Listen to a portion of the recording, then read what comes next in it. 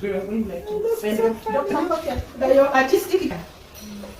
So I'm going to cause a pastor to be born, and within that pastor, because I want her to do pastoring, I'm going to put 1, 2, 3, 4, 5 gifts that she needs in order to pastor. So it's your calling first, your purpose first, and then your gifts. Your gifts are put in you to enable you to operate within your calling. Can you please repeat? God says, what gift came out? What's your name there? Encouragement. God says, where do you stay, the village? Blank. God says, I need an encourager in Bulangi in 2024. And so this girl is going to be born in such a way that by 2024, she will be in Bulangi being this.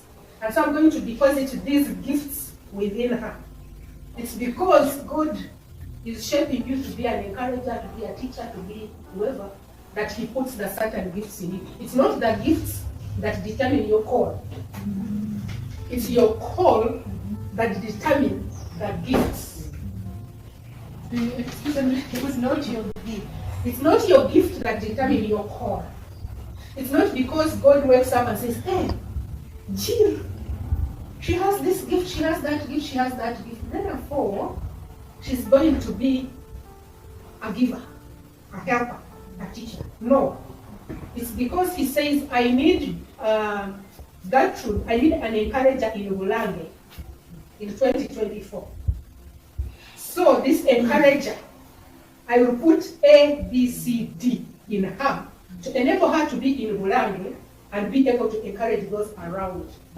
So that calling, who he wants you to be, determines the gifts that he puts into you.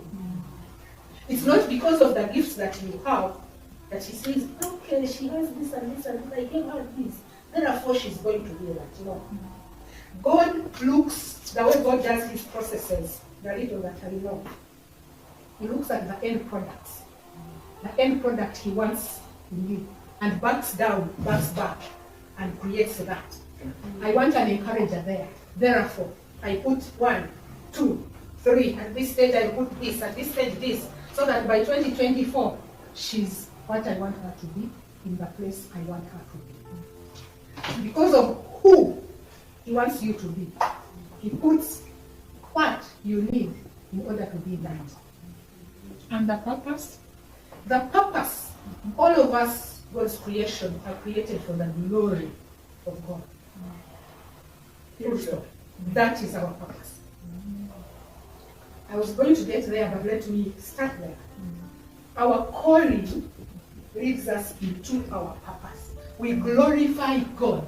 We worship him through being who he created us to be in the best way we can. If you're an encourager to the glory of God. To the glory of God. It's a worship experience. We are created to worship, to glorify.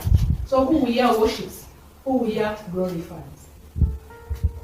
It's our calling that is different. But basically humanity, our purpose is the same. To worship and glorify God. How do you do that? Within the calling. Is what you need to think about. Doctor, you've thrown a spanner in my works when you, and I would like a little bit more clarification on it's your call that determines the gift. Because many times we have tried to position ourselves in the area of gifting, and that's what we've been told, rather than in the area of calling. So could you highlight that a little bit, because it confused me totally and I'm not sure what to draw. We are told, go in the area where you're gifted. But today you're teaching us that it's actually who God has called you to be, which is true, that will determine the gifts that you deploy at that time. So now, how will we know who God has called us? It is quite cyclic. Your calling determines the gifts you're given. If I want a teacher, what do I put in that teacher to enable them to teach? It is not like she has A, B, C, D, E, F, G. Therefore, I'm structuring her to be a teacher. That's not how God thinks. That's how we humans think, but it begins with, who do I need? I need a teacher. A teacher needs what characteristics? Needs to be knowledgeable, needs to be a communicator, needs to be, so let me put those and deploy them. It's our humanistic outlook pushes us to look at our giftings because it is that will lead us to our calling. If you do not understand your giftedness, you will not be able to understand your calling. The human being doesn't start here because we don't know it.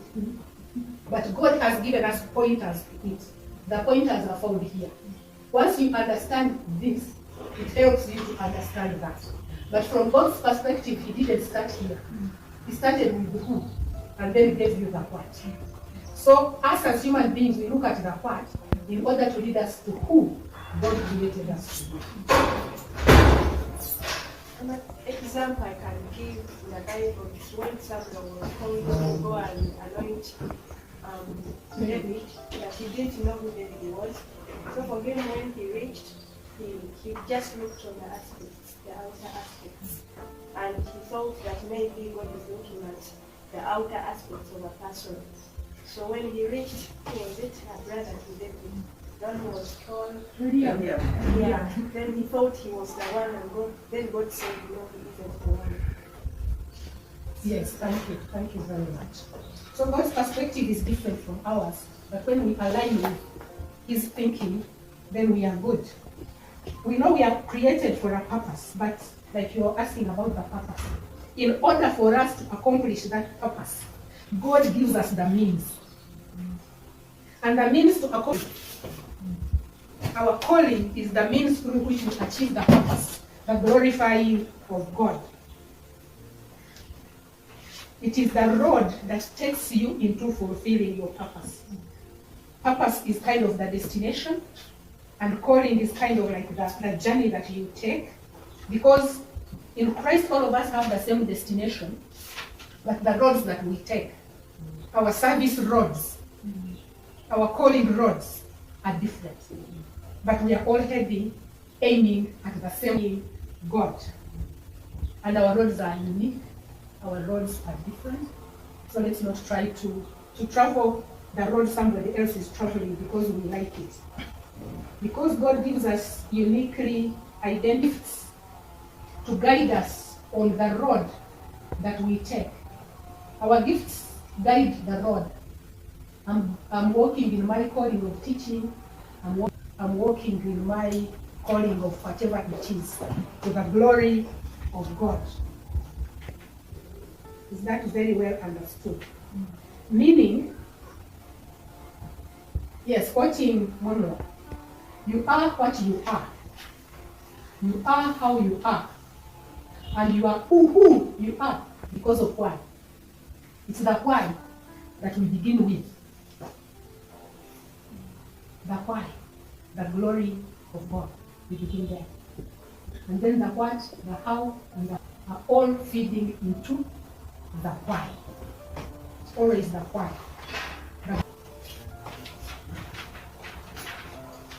So an examination of the gifts deposited in you, which we've been doing since some days back, points you to who you are. A hammer, you say, can I hammer this tree down? And it falls, you will take forever trying to do that. And then you discover either by somebody telling you, or by trying this tool and trying that and trying that, that this is what works. That one can do, and it usually